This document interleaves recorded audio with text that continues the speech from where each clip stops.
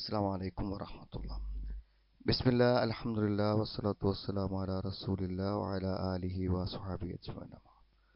ഇപ്പം നമ്മൾ വിശുദ്ധ ഖുർആനിലെ 3-ാമത്തെ അധ്യായം അതാണ് നമ്മൾ പഠിക്കുന്നത്, സൂറത്തു ആലു ഇമ്രാൻ.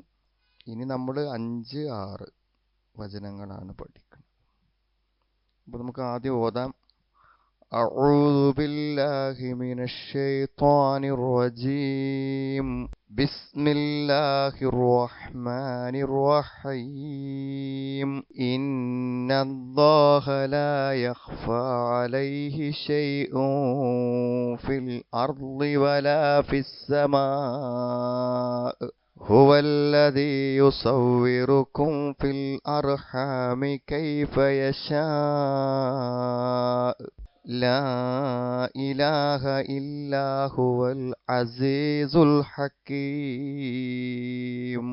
അറിവുകളിൽ വെച്ച് ഏറ്റവും ശ്രേഷ്ഠമായ അറിവ് എന്ന് പറഞ്ഞാൽ അത് അള്ളാഹുവിനെ കുറിച്ചുള്ള അറിവാണ്.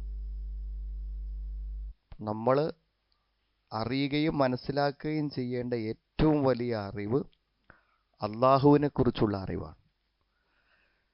വിശുദ്ധ ഖുർആൻ നിർബന്ധമായും ഒരാൾ പഠിക്കണം എന്ന് പറഞ്ഞ് നമ്മളോട് പറയുന്ന അറിവ് ഫഅലം അന്നഹു ലാ ഇലാഹ ഇല്ലാഹു, അള്ളാഹു അവനല്ലാതെ ആരാധ്യനില്ല എന്ന് നീ പഠിച്ചു മനസ്സിലാക്കണം എന്നാണ്. അപ്പൊ നമ്മൾ അള്ളാഹുവിനെ കുറിച്ച് എങ്ങനെ നമ്മൾ അറിയും? അള്ളാഹുവിനെ കുറിച്ച് നമുക്കറിയാൻ അള്ളാഹു പറഞ്ഞു തന്നെങ്കിൽ മാത്രമേ നമുക്കറിയൂ. അള്ളാഹു പറഞ്ഞു തരാത്ത, അവനെപ്പറ്റി അവൻ പറഞ്ഞു തരാത്ത ഒരു നിഗമനങ്ങളും ഒരു ഊഹങ്ങളും യഥാർത്ഥത്തിൽ എന്തല്ല, ശരിക്കുള്ള അറിവല്ല. അതുകൊണ്ട് അള്ളാഹുവിനെ കുറിച്ച് നമുക്കെന്താണ് പ്രവാചകൻ സല്ലല്ലാഹു അലൈഹി വസല്ലമയിലൂടെ പറഞ്ഞു തരുന്ന അറിവാണ് ശരിയായ അറിവ്. അതുകൊണ്ട് തന്നെ അള്ളാഹുവിനെ കുറിച്ച് പറഞ്ഞു തരുന്ന അവൻ്റെ നാമങ്ങൾ, അവൻ്റെ വിശേഷണങ്ങൾ, അവൻ്റെ നാമഗുണങ്ങൾ, ഇതൊന്നും നമുക്ക് വ്യാഖ്യാനിക്കുക സാധ്യമല്ല. അതിൻ്റെ ഭാഷാപരമായ അർത്ഥത്തിൽ നിന്നുകൊണ്ടും നബി സ്വല്ലല്ലാഹു അലൈഹി വസല്ലം അതിനെക്കുറിച്ച് പറഞ്ഞു തന്നതിൽ നിന്നും വിശുദ്ധ ഖുർആൻ അതിനെക്കുറിച്ച് പ്രതിപാദിച്ചതിൽ നിന്നുമൊക്കെ നമ്മൾ അതുപോലെ മനസ്സിലാക്കുക എന്നല്ലാതെ നമ്മുടെ ബുദ്ധിയോ നമ്മുടെ ചിന്തയോ ഒന്നും ഉപയോഗിച്ചിട്ട് നമ്മൾ അതിനെ വ്യാഖ്യാനിക്കാനോ വിശദീകരിക്കാനോ പാടില്ലാത്ത കാര്യമാണ്. അപ്പം അത് നമ്മൾ അങ്ങനെ മനസ്സിലാക്കുക. പിന്നെ അള്ളാഹുവിനെക്കുറിച്ച് എന്തിനെക്കുറിച്ചും നമുക്ക് മനസ്സിലാക്കാൻ സമാനമായ മറ്റുള്ളവയെ ബന്ധപ്പെടുത്തി നമുക്ക് മനസ്സിലാക്കാൻ പറ്റും. ഇപ്പോൾ ട്രെയിൻ കാണാത്ത ഒരു കുട്ടിനോട് നമ്മൾ ട്രെയിൻ എന്താന്ന് പറഞ്ഞു കൊടുക്കുമ്പോൾ ബസ് കണ്ടിട്ടുണ്ടെങ്കിൽ എന്താണ് നമ്മൾ പറയും, ബസ്സിനെ പോലുള്ള ഇങ്ങനെ കുറേ ബോഗികളാണ്, പക്ഷെ റോട്ടിലൂടെ അല്ല പോവുക എന്ന് പറയുമ്പോൾ അവൻ്റെ മനസ്സിൽ എന്തുണ്ടാകും, ഒരു ചിത്രം വരും. കാണാത്ത ഒന്നിനെ കണ്ടതുമായി ബന്ധപ്പെടുത്തി പറഞ്ഞു കൊടുക്കുമ്പോൾ മനസ്സിലാക്കാൻ പറ്റും. എന്നാൽ അള്ളാഹുവിനെ കുറിച്ചുള്ള ഒരു കാര്യവും അള്ളാഹുവിനെ പോലെ മറ്റൊന്നില്ലാത്ത, ലൈസ കമിത്ലിഹി ഷൈഉൻ, അള്ളാഹിനെ പോലെ വേറൊന്നില്ലാത്തത് കൊണ്ട് തന്നെ നമുക്കൊന്നുമായും സമാനപ്പെടുത്തിയിട്ടോ ഒന്നുമായും സാദൃശ്യപ്പെടുത്തിയിട്ടോ നമുക്ക് മനസ്സിലാക്കാൻ സാധ്യമല്ല. കാരണം അള്ളാഹിനെ പോലെ അള്ളാഹ് മാത്രമേ ഉള്ളൂ, വേറൊന്നും അങ്ങനെയില്ല. അവൻ ജനിച്ചവനല്ല, അവൻ ജനിപ്പിച്ചിട്ടില്ല, അവന് പിതാവില്ല, അവന് പുത്രനില്ല എന്നൊക്കെ പറയുമ്പോൾ അള്ളാഹുവിന് സമാനമായി ഒന്നുമില്ലാത്തത് കൊണ്ട് അള്ളാഹുവിനെ മനസ്സിലാക്കാൻ മറ്റൊന്നുമായി ബന്ധപ്പെടുത്തിയോ സാമ്യപ്പെടുത്തിയോ നമുക്ക് പറ്റില്ല. അള്ളാഹുവിനെ കുറിച്ച് പറയുന്നതെല്ലാം അള്ളാഹുവിന് മാത്രം പ്രത്യേകമായതാണ്. ഇപ്പൊ ചില ആളുകൾ അറിവില്ലാതെ ചോദിക്കും, അള്ളാഹിനെ ആരാണ് പടച്ചത്? അള്ളാഹുവിനെ ആരാണ് പടച്ചത് എന്ന ചോദ്യം തന്നെ അപ്രസക്തമാണ്. എന്തുകൊണ്ടാണ് അപ്രസക്തമാകുന്നത്? പടക്കപ്പെടുന്നവരെല്ലാം സൃഷ്ടികളാണ്. അപ്പൊ അള്ളാഹിനെ ആരെങ്കിലും പടച്ചു എന്ന് പറഞ്ഞാൽ അള്ളാഹ് സൃഷ്ടിയായി. സൃഷ്ടാവ് മാത്രമേ സൃഷ്ടിയല്ലാത്തതുള്ളൂ, ബാക്കിയെല്ലാം സൃഷ്ടികളാണ്. അള്ളാഹു മാത്രം സൃഷ്ടാവാണ്. അതുകൊണ്ട് ആ ചോദ്യം ഒരിക്കലും പ്രസക്തമല്ല. പിന്നെ അങ്ങനെ ചോദിക്കുന്നത് എന്തുകൊണ്ടാണ്? അള്ളാഹിനെ കുറിച്ച് അറിവില്ലാത്തത് കൊണ്ടാണ് അങ്ങനെ ഒരു ചോദ്യം എന്ത് ചെയ്യുന്നത്, ചോദിക്കുന്നത്. അള്ളാഹുവിൻ്റെ ഏത് നാമങ്ങളാകട്ടെ, ഗുണങ്ങളാകട്ടെ, വിശേഷണങ്ങളാകട്ടെ, അതിനൊന്നും പരിമിതികളോ പരിധികളോ ഇല്ല. അള്ളാഹുവിൻ്റെ അറിവ് എന്ന് പറയുമ്പോൾ ആ അറിവ് എന്താണ്? മറ്റുള്ള ഒന്നിനോടും നമുക്ക് സാദൃശ്യപ്പെടുത്താനോ സമാനപ്പെടുത്താനോ പറ്റാത്തതാണ് അള്ളാഹുവിൻ്റെ ഇൽമ്, അള്ളാഹുവിൻ്റെ അറിവ് എന്ന് പറഞ്ഞാൽ. ഇങ്ങനെ നമ്മൾ അള്ളാഹുവിനെ കുറിച്ച് മനസ്സിലാക്കുമ്പോൾ അള്ളാഹുവിനെ കുറിച്ചുള്ള അറിവിൽ നിന്ന് നമുക്കുണ്ടാവേണ്ട ഏറ്റവും പ്രധാനപ്പെട്ട ബോധം എന്താണ്? അവൻ ഏകനാണ്, അവനെ മാത്രമേ ആരാധിക്കാവൂ എന്നതാണ്. ആരാധനക്കും പരമമായ വണക്കത്തിനും അർഹനായി അവകാശിയായി അവൻ മാത്രമേ ഉള്ളൂ. അവൻ മാത്രമേ ഉള്ളൂ എന്ന് പറയുന്നത് എന്തുകൊണ്ടാണ്? അവനെക്കുറിച്ചുള്ള നമ്മുടെ ഏതൊരറിവും ആ അർഹത മറ്റൊരാൾക്കില്ല എന്ന് നമുക്ക് ബോധ്യപ്പെടുത്തി തരും. ഇപ്പം നമ്മൾ കഴിഞ്ഞ ക്ലാസ്സിൽ അള്ളാഹുവിന് 2 നാമങ്ങൾ പഠിച്ചു. ഒന്ന് അൽ ഹയ്യ്, എന്നെന്നും ജീവിച്ചിരിക്കുന്നവൻ. മനസ്സിലായി? അപ്പോൾ ജീവനില്ലാത്ത ഒരവസ്ഥ മുമ്പുമില്ല ശേഷവുമില്ല, എന്നെന്നും ജീവിച്ചിരിക്കുന്നവൻ. എന്നെന്നും ജീവിച്ചിരിക്കുന്നവനാണ് അള്ളാഹു എന്ന് പറയുമ്പോൾ മറ്റുള്ളവയൊന്നും നിത്യജീവനുള്ളവയല്ല. അതുകൊണ്ട് അവയൊന്നും ആരാധനക്ക് അർഹരല്ല. അപ്പൊ അല്ല എന്നെന്നും ജീവിച്ചിരിക്കുന്നവനാണെന്ന് നമ്മൾ പഠിച്ചാൽ അതിന് നമ്മൾ മനസ്സിലാക്കുന്നത് എന്താണ്? അവൻ മാത്രമേ ആരാധനക്ക് അർഹനുള്ളൂ എന്നാണ്. പിന്നെ നമ്മൾ പഠിച്ചു അൽ ഖയ്യൂം, എല്ലാം നിയന്ത്രിക്കുന്നവനാണ് അള്ളാഹു. എല്ലാം നിയന്ത്രിക്കുന്നവനാണ് അള്ളാഹു എന്ന് പറയുമ്പോൾ മറ്റുള്ളവരാരും ഒന്നിനെയും സമ്പൂർണമായി നിയന്ത്രിക്കാൻ ആർക്കും പറ്റില്ല. കാരണം അവരുടെ നിയന്ത്രണങ്ങൾക്ക് അതീതമായി അതിനെ അതിജീവിച്ചുകൊണ്ട് എന്ത് ചെയ്യും? അള്ളാഹുവിൻ്റെ ശക്തിയും അള്ളാഹുവിൻ്റെ പ്രവർത്തനങ്ങളും വരും. ഇപ്പം നമുക്ക് ഡ്രൈവ് ചെയ്യാൻ പറ്റും, പക്ഷെ ആ ഡ്രൈവിംഗ് സമ്പൂർണമായും ഞാൻ തന്നെ നിർവഹിക്കും, അതിലൊരു അപാകതയും വരില്ലെന്ന് പറയാൻ നമുക്ക് പറ്റാത്തത് സമ്പൂർണമായ ആ വാഹനത്തിൻ്റെ നിയന്ത്രണം നമ്മുടെ കയ്യിലല്ല. അതിന് അള്ളാഹുവിൻ്റെ സഹായം കൂടെ നമുക്ക് എന്താണ് ആവശ്യമാണ് എന്നുള്ളതാണ്. അപ്പോൾ എല്ലാറ്റിനും മുകളിലാണ് അള്ളാഹു ഉള്ളത്. അതുകൊണ്ട് അള്ളാഹുവിൻ്റെ നിയന്ത്രണം എന്ന് പറയുമ്പോൾ അത് ആർക്കും നിയന്ത്രിക്കാൻ പറ്റില്ലെന്ന് പറയുമ്പോൾ എല്ലാം നിയന്ത്രിക്കുന്ന ഒരാളുണ്ടാവുമ്പോൾ അവനോട് ചോദിക്കല്ലേ നമുക്ക് നല്ലത്. മറ്റാര് വിചാരിച്ചാലും അവർക്ക് നിയന്ത്രണങ്ങൾ സമ്പൂർണമായി സാധ്യമല്ലാതെ വരുമ്പോൾ അവരോട് ചോദിക്കുന്നത് എന്തിനാ? നമ്മൾ എല്ലാം നിയന്ത്രിക്കാൻ കഴിവുള്ളവനല്ലേ ചോദിക്കാനും പ്രാർത്ഥിക്കാനും ആരാധിക്കുവാനും അർഹനായവൻ. അപ്പം അള്ളാഹുവിൻ്റെ ഏത് നാമങ്ങൾ നമ്മൾ പഠിക്കുമ്പോഴും അതിൻ്റെയൊക്കെ അന്തസത്ത നമുക്ക് തരുന്ന ആശയം എന്താണ്? അവൻ മാത്രമേ ആരാധനക്ക് അർഹനുള്ളൂ എന്നതാണ് നമ്മൾ അറിയുന്ന ഏറ്റവും പ്രധാനപ്പെട്ട കാര്യം. എല്ലാ നാമഗുണവിശേഷണങ്ങളിലൂടെയും അള്ളാഹുവിനെ അറിയുമ്പോൾ നമുക്കുണ്ടാകുന്ന ഏറ്റവും വലിയ അറിവ് അതാണ്. ധാരാളം പ്രയോജനങ്ങളുണ്ട്. അള്ളാഹുവിനെ നമുക്ക് സ്നേഹിക്കാനും അള്ളാഹുവിനെ പൂർണ്ണമായും കീഴ്വണങ്ങാനും അവൻ്റെ നിയമങ്ങളെ സമ്പൂർണ്ണമായി അനുസരിക്കുവാനും അവനിൽ പ്രതീക്ഷ അർപ്പിക്കുവാനും നമ്മുടെ ജീവിതത്തിലെ ഏകാന്തതകൾ ഇല്ലാതാക്കാനും എല്ലാറ്റിനും നമുക്ക് അള്ളാഹുവിനെ കുറിച്ചുള്ള അറിവ് സഹായകമാകും. എന്നാൽ ഏറ്റവും പ്രധാനം അവൻ മാത്രമേ ആരാധനക്ക് അർഹനുള്ളൂ എന്ന് നമ്മളെ ബോധ്യപ്പെടുത്തലാണ് അള്ളാഹുവിൻ്റെ നാമഗുണ വിശേഷണങ്ങളെ കൊണ്ടും അതിനെക്കുറിച്ച് അറിയുന്നത് കൊണ്ടുള്ള ഏറ്റവും വലിയ പ്രയോജനം. അതുകൊണ്ട് ഏറ്റവും പ്രധാനപ്പെട്ട അറിവ് അള്ളാഹിനെക്കുറിച്ചുള്ള അറിവാണ്. അള്ളാഹുവിനെ കുറിച്ച് അറിയാത്ത ഒരാൾ എന്തറിഞ്ഞിട്ടും കാര്യമില്ല. എല്ലാ അറിവുകളും അവനെക്കുറിച്ച് അറിയാത്തിടത്തോളം കാലം അത് അപൂർണമാണ്. അവനെക്കുറിച്ച് അറിയാൻ പിന്നെ എല്ലാ നിലക്കും നിരീശ്വരത്വവും യുക്തിവാദവും പ്രചരിപ്പിക്കുന്ന അതിനു വേണ്ടി തന്നെ എന്ത് ചെയ്യണത് ഇടുന്ന ഒരാളിപ്പോൾ കഴിഞ്ഞ ദിവസം എന്താണ് യുക്തി എന്ന് അദ്ദേഹം പറയാണ്. എന്താണ് യുക്തി? അപ്പോൾ യുക്തിയെക്കുറിച്ച് പറഞ്ഞിട്ട് അദ്ദേഹം പറഞ്ഞത് എല്ലാ മതങ്ങളും യുക്തിരഹിതമായ ആശയങ്ങൾ പറയുന്നത് കൊണ്ട് മതത്തിലൊന്നും യുക്തിയില്ല എന്നാണ്.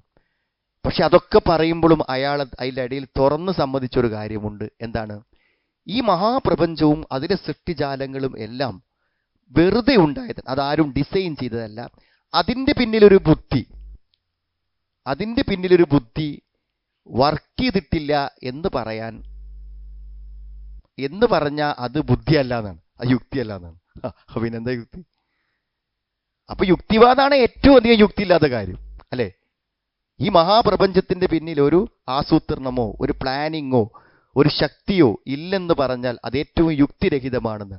പിന്നെന്തിനിപ്പോൾ അയാളത് അംഗീകരിക്കാതിരിക്കുന്നത്? അതിനയാൾ പറഞ്ഞ ന്യായം, അങ്ങനെ ഒരു ശക്തി ഉണ്ടെങ്കിൽ അത് ദൈവമാണെന്നതിന് എന്താ തെളിവെന്നാണ്. പിന്നെ ചോദിക്കും, അങ്ങനെ ഒരു ശക്തി ഉണ്ട് നമുക്ക് സമ്മതിക്കാം, അതിന് നമ്മളെ ലോജിക്ക് സമ്മതിക്കുന്നുണ്ട്, പക്ഷെ അത് ദൈവമാണെന്നതിന് എന്താണ് തെളിവെന്ന്? അതാണ് നമ്മൾ പറയണത്. അങ്ങനെ ഒരു ശക്തി ഉണ്ട് എന്ന് നമുക്ക് ഉറപ്പാവുകയും ആ ശക്തിയെക്കുറിച്ച് അറിയാൻ ഈ ലോകത്ത് എന്താണ് ഒരു വഴി എന്ന് അന്വേഷിക്കുമ്പോൾ അതിനേറ്റവും വിശ്വസനീയമായ ഏറ്റവും സുരക്ഷിതമായ വഴി എന്താണ്? ആ ദൈവം മനുഷ്യരിൽ നിന്നൊരാളെ തിരഞ്ഞെടുത്ത് അയാൾ പ്രവാചകനാണെന്ന് നമുക്ക് അത്ഭുത ദൃഷ്ടാന്തങ്ങളിലൂടെ ബോധ്യപ്പെടുത്തി ആ തത്വങ്ങളും നിയമങ്ങളും ദൈവീകമാണെന്ന് ബോധ്യപ്പെടുന്ന രൂപത്തിൽ നമുക്ക് പറഞ്ഞു തരുന്നു. എന്നിട്ട് അതിലൂടെ അല്ല ആരാന്ന് പറയണു, ഞാനാണ് ഈ പ്രപഞ്ചത്തെ സൃഷ്ടിച്ചത്, ഞാൻ എന്നൊന്നും ജീവിച്ചിരിക്കുന്ന ആളാണ്, എല്ലാം നിയന്ത്രിക്കുന്ന ആളാണ്, എല്ലാം കാണുന്ന ആളാണ്, എല്ലാം കേൾക്കുന്ന ആളാണ്, എല്ലാം സംവിധാനിക്കുന്നവനാണ് എന്നിങ്ങനെ പറഞ്ഞു തരുമ്പോൾ നമ്മൾ മനസ്സിലാക്കും അതന്നെയാണ് പടച്ചോന്ന്. അല്ലാതെ വേറെന്താ നമുക്ക് വഴിയുള്ളത്? നമുക്ക് ഊഹിച്ചിട്ടോ ചിന്തിച്ചിട്ടോ കണ്ടെത്താൻ എന്തില്ല, ഒരു വഴിയില്ല എന്നാണ്. ഇതാണ് ഇപ്പൊ ഈ രണ്ടായത്തിലും പറയണത്. അഞ്ചാമത്തെ ആയത്ത് നോക്കൂ. ഇന്നല്ലാഹ ലാ യഖ്ഫാ അലൈഹി ശൈഉൻ ഫിൽ അർളി വലാ ഫിസ്സമാഅ്. ഇന്നല്ലാഹ, തീർച്ചയായും അല്ലാഹു, ലാ യഖ്ഫാ അലൈഹി, അവന്റെ മേൽ എന്താവുകയില്ല, അവ്യക്തമാവുകയില്ല, കാണാതെ പോവുക, മറഞ്ഞു പോവുക. നമുക്ക് എല്ലാ വസ്തുക്കളെയും അറിയാനും കാണാനും മനസ്സിലാക്കാനും ഉള്ള പരിമിതിയാണ് മനുഷ്യന്റെ ഏറ്റവും വലിയ പരിമിതി. ഇപ്പൊ വയനാട് ചെറിയൊരു ദുരന്തം ഉണ്ടായിട്ട് ഇപ്പൊ കുറച്ച് ആൾക്കാർ മണ്ണിനടിയിലാണ്, അവരെ തെരയാണ്. അലച്ചുഖങ്ങള് മണ്ണിനടിയിൽ അവരുണ്ടല്ലോ, എവിടെയെന്ന് അറിയാൻ ഒരു സംവിധാനം നമ്മുടെ കയ്യിലില്ല. എല്ലാം മണ്ണും മാന്തി മറിച്ചിട്ട് നോക്കണം. എത്ര ദിവസത്തെ പണിയെടുത്തിട്ടാണത്? നമുക്ക് അറിയാൻ വഴിയില്ല. എല്ലാം അറിയാന്ന് പറഞ്ഞാൽ അതൊരു ആലോചിക്കും നിങ്ങൾ. അള്ളാഹു എല്ലാം അറിയും.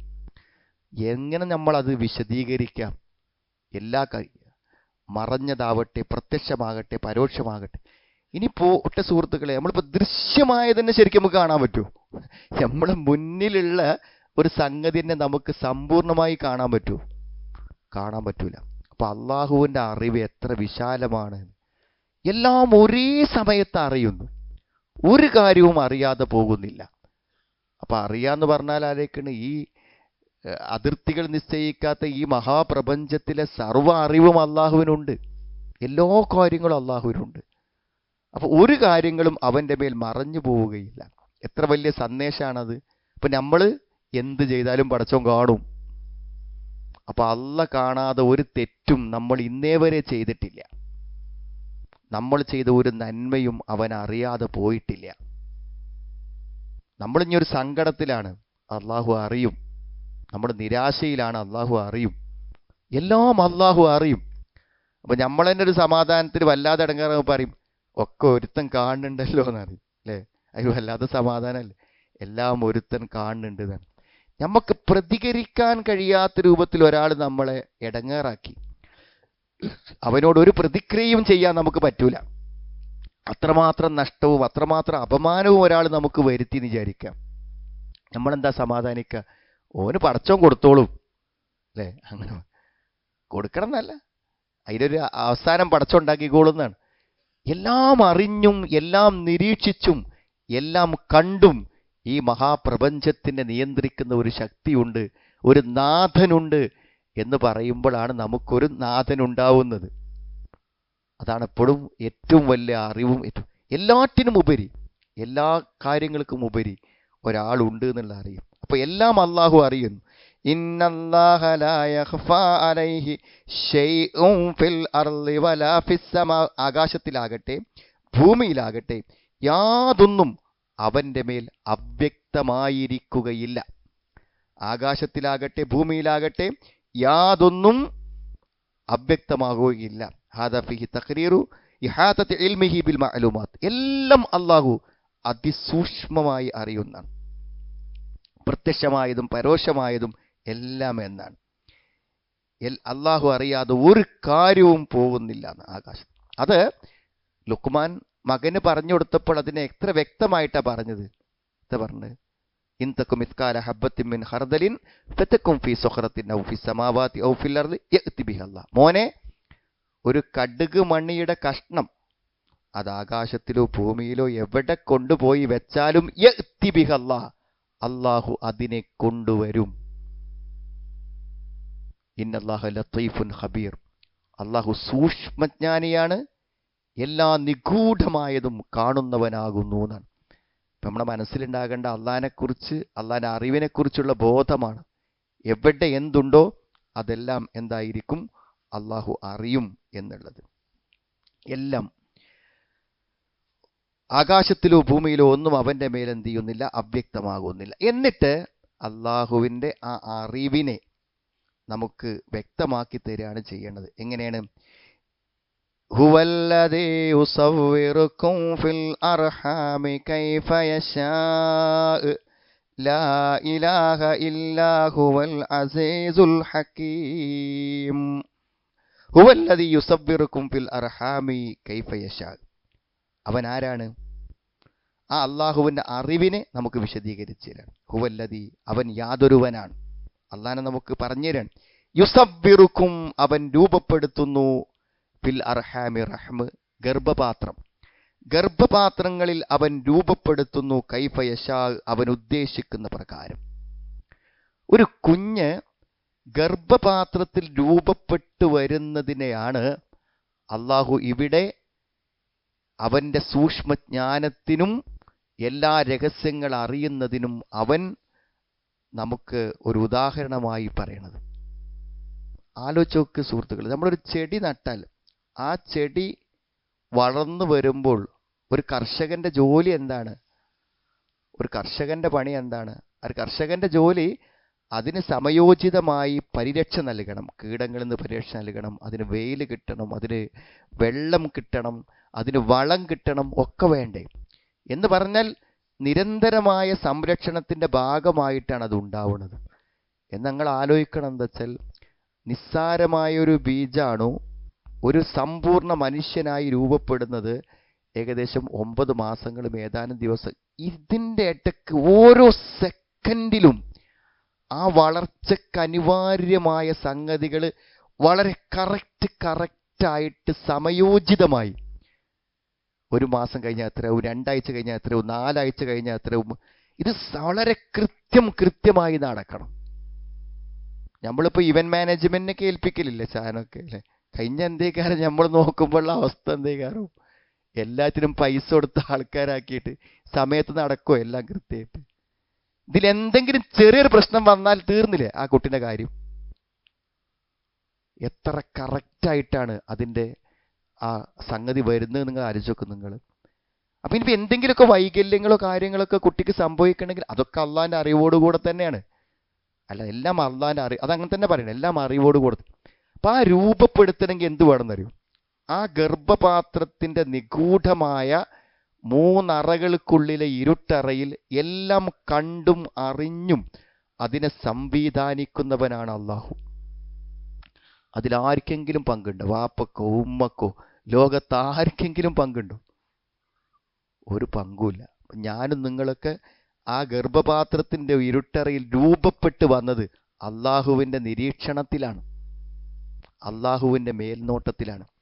അതിൻ്റെ ഒരു അത്ഭുതങ്ങൾ ആലോചിച്ച് നോക്കുകയാണ്. ഈ ഇത്ര കണക്കിന് കോടിക്കണക്കിന്, നിങ്ങൾ ഏതെങ്കിലും ആഫ്രിക്കയിലോ അമേരിക്കയിലോ എവിടെയെങ്കിലും പോയാലും എന്നെപ്പോലത്തെ ഒരാൾ അവിടെ ഉണ്ടാവില്ല, നിങ്ങളെപ്പോലത്തെ ഒരാൾ അവിടെ ഉണ്ടാവില്ല.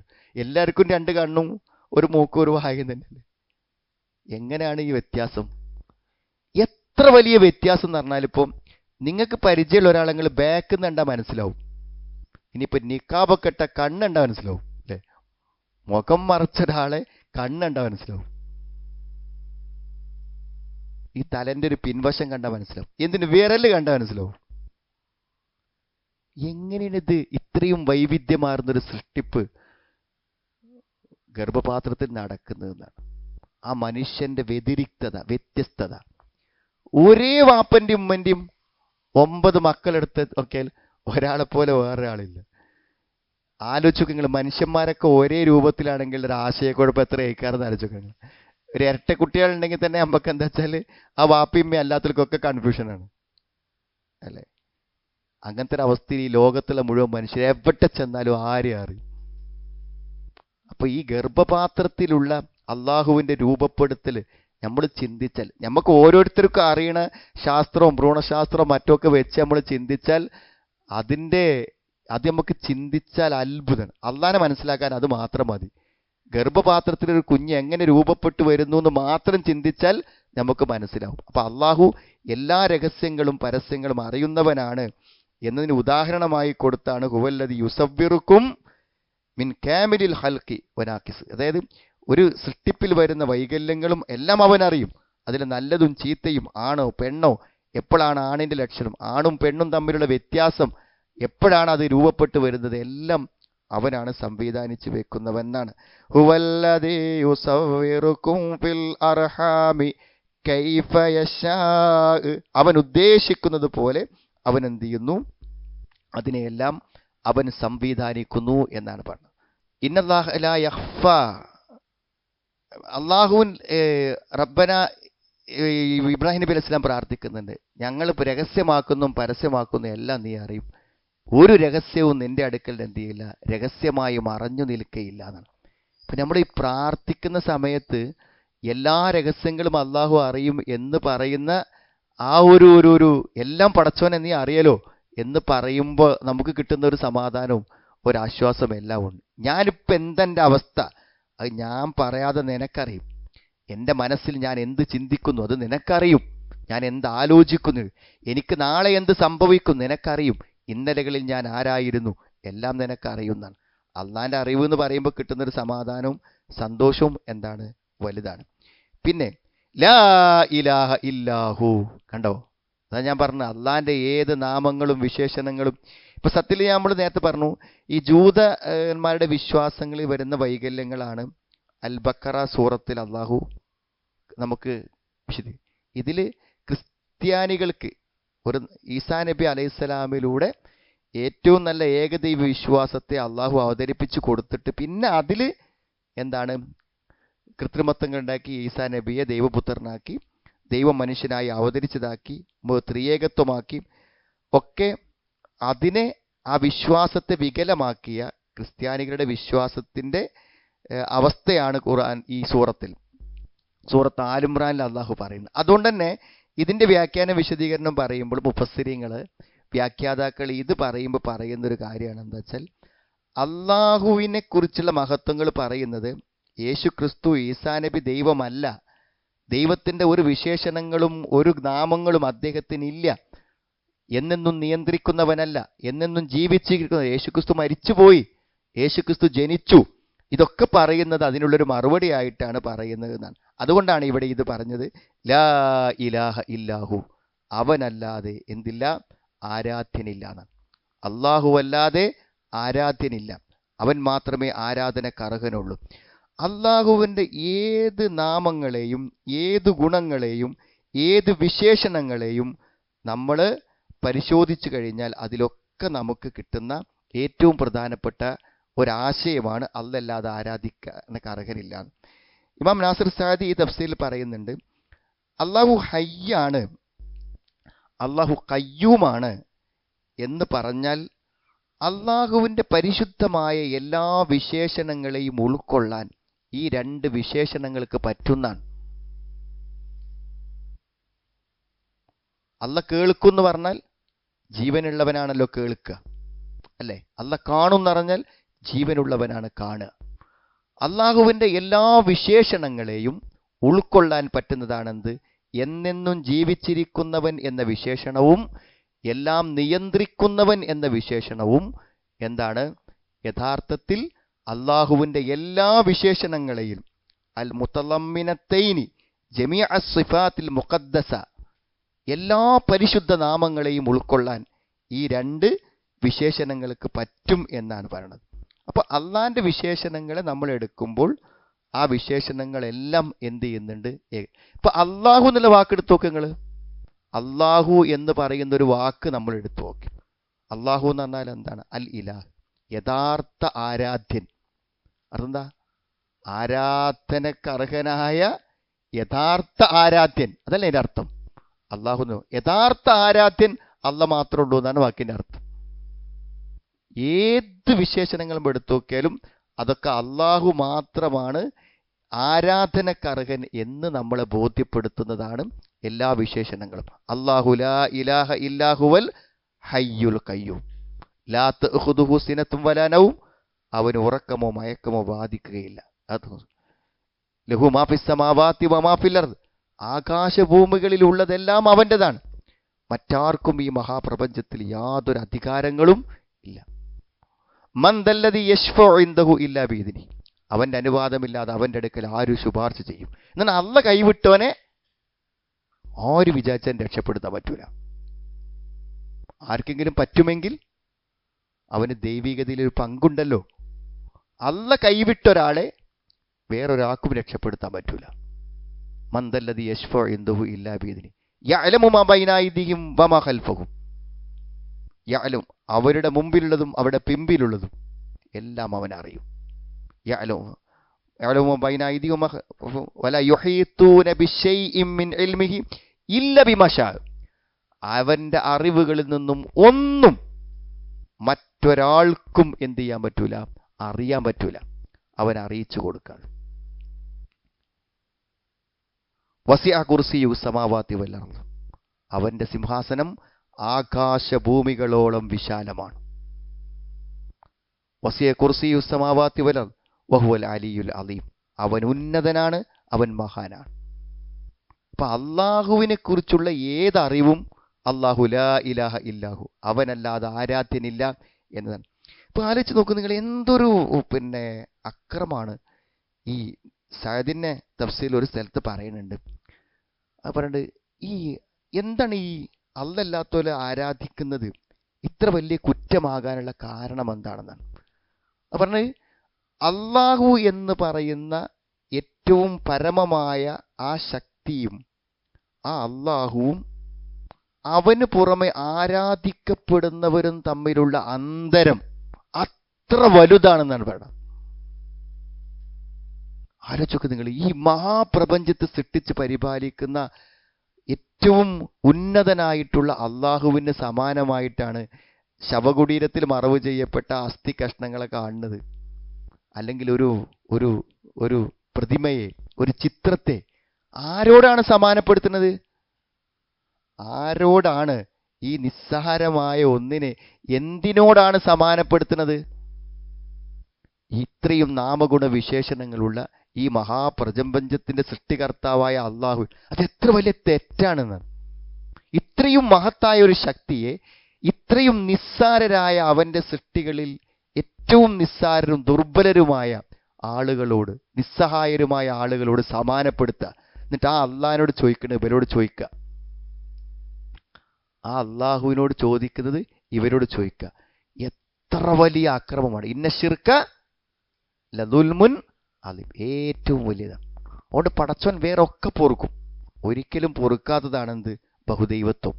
അല്ലല്ലാത്തവരെ ആരാധിക്കുക എന്നുള്ളത് അത് ഒരിക്കലും പൊറുക്കാത്തത്. ഇന്നക്കും മനുഷ്യരിക്ക് ബില്ല ഫഖദ് ഹറം അല്ലാഹു അൽ ജന്ന, സ്വർഗം അവന് നിഷിദ്ധമാണ്, അവന് നരകത്തിന്റെ അവകാശിയാണെന്നാണ് പറയുന്നത്. അപ്പോൾ ഹുവല്ലദീ യുസവ്വിറുക്കും ഫിൽ അർഹാമിക ലാ ഇലാഹ ഇല്ലാ ഹുവ ഹുവൽ അസീസുൽ ഹകീം, ഹുവൽ അസീസുൽ ഹകീം, അവൻ പ്രതാപശാലിയും അഗാധജ്ഞനുമാകുന്നു, യുക്തിമാനുമാകുന്നു എന്നാണ്.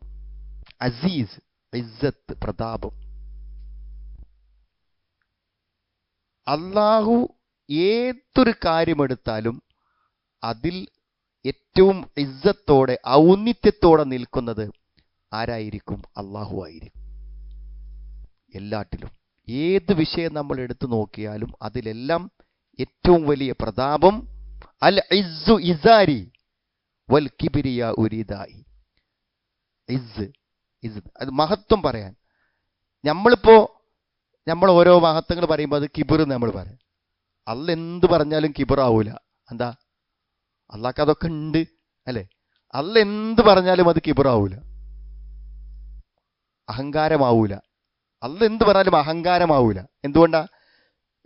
അതൊക്കെ അള്ളാഹുവിന് അവകാശപ്പെട്ടതാണ്. അള്ളാഹു അസീസാണ്. ഏതിലും മഹത്വവും ഉന്നതിയും അവനാണുള്ളത്. അൽ ഹക്കീം, ഏറ്റവും അധികം വിശകലനം ചെയ്യേണ്ട നാമാണ് ഹക്കീം. ഹിക്മത്ത്, എല്ലാറ്റിനെയും അതിൻ്റെ സ്ഥാനത്ത് വെക്കുന്നു എന്നാണ് പണിക്കും. ഓരോന്നിനെയും അതിനെ വെക്കേണ്ട സ്ഥാനത്ത് വെക്കുക. അതാണ് സംവിധാനങ്ങൾ.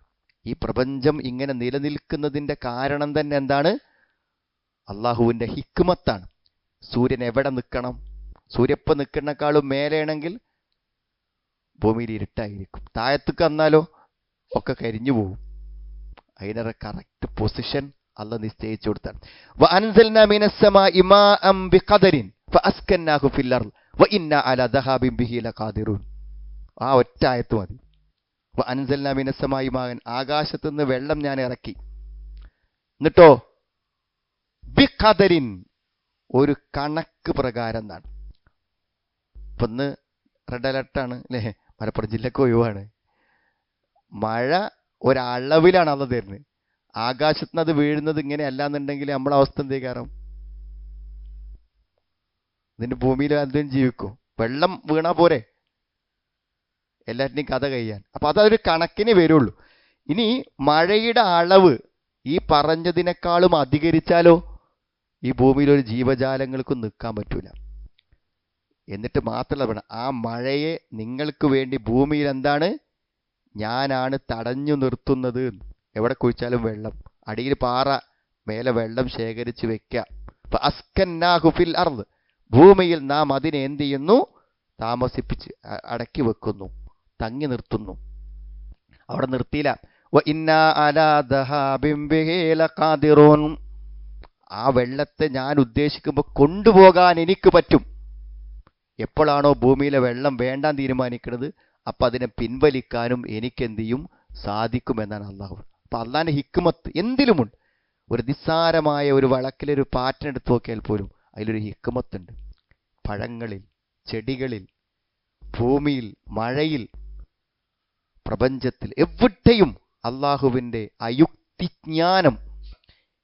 എന്ത് എങ്ങനെയാവണം, ഏത് എവിടെ വേണം എന്നതിൻ്റെ കൃത്യമായിട്ടുള്ള ആ കറക്റ്റായിട്ടുള്ള ആ അറിവ്, അതാണ് അള്ളാഹുവിൻ്റെ ഹിക്മത്ത്. അതാണ് ഹക്കീം. വഹുവൽ അസീസുൽ ഹക്കീം, അവൻ അഗാധജ്ഞനും പ്രതാപശാലിയുമാകുന്നു എന്നാണ്. അപ്പം ശരിക്കും നമ്മളൊക്കെ പഠിക്കേണ്ട ഒരു സംഗതിയാണ് ഈ അള്ളാഹുവിൻ്റെ നാമങ്ങൾ. ഈ റമദാനിലൊക്കെ ഉണ്ടാവും ഈ പണ്ഡിതന്മാരുടെ ദർസ്. അപ്പോൾ ഓരോ ദിവസം അള്ളാഹുവിൻ്റെ ഓരോ നാമങ്ങൾ വിശദീകരിക്കും. 30 റമദാൻ കഴിയുമ്പോഴേക്കിനും 30 അള്ളാഹിൻ്റെ നാമങ്ങൾ പഠിക്കും. നമ്മൾ ഏറ്റവും വളരെയധികം നമ്മുടെ ജീവിതത്തിൽ സ്വാധീനം ചെലുത്തുന്ന ഒരു കാര്യമാണ് അള്ളാഹുവിൻ്റെ ആ നാമങ്ങളും വിശേഷണങ്ങളും അറിയുക എന്നുള്ളത്. അള്ളാഹിൻ്റെ നാമങ്ങളും വിശേഷണങ്ങളും ഏറ്റവും നന്നായി വിശകലനം ചെയ്ത ഒരാളാണ് നാസിർ സഅദ് റഹ്മാൻ. വളരെ സിമ്പിളായിട്ട് അദ്ദേഹത്തിൻ്റെ തഫ്സീറിൽ അദ്ദേഹം എന്ത് ചെയ്യേണ്ടറിയോ, അള്ളാഹുവിൻ്റെ നാമങ്ങൾ വരുമ്പോൾ നമുക്ക് ഏറ്റവും മനസ്സിലാകുന്ന രൂപത്തിൽ അതിനെ മനസ്സിലാക്കി തരുന്ന ഒരു തഫ്സീറാണ് ഈ നാസിർ സഅദിൻ്റെ തഫ്സീർ എന്ന് പറഞ്ഞത്. ഓക്കെ, നമ്മളൊന്ന് ഓതി നോക്കുന്നാൽ. അഊദു ബില്ലാഹി മിനശ് ശൈത്വാനിർ റജീം. ബിസ്മില്ലാഹിർ റഹ്മാനിർ റഹീം. ഇന്നല്ലാഹ ലാ യഖ്ഫാ അലൈഹി ശൈഉൻ ഫിൽ അർളി വലാ ഫിസ് സമാ. هو الذي يصوركم في الأرحام كيف يشاء لا إله إلا هو العزيز الحكيم.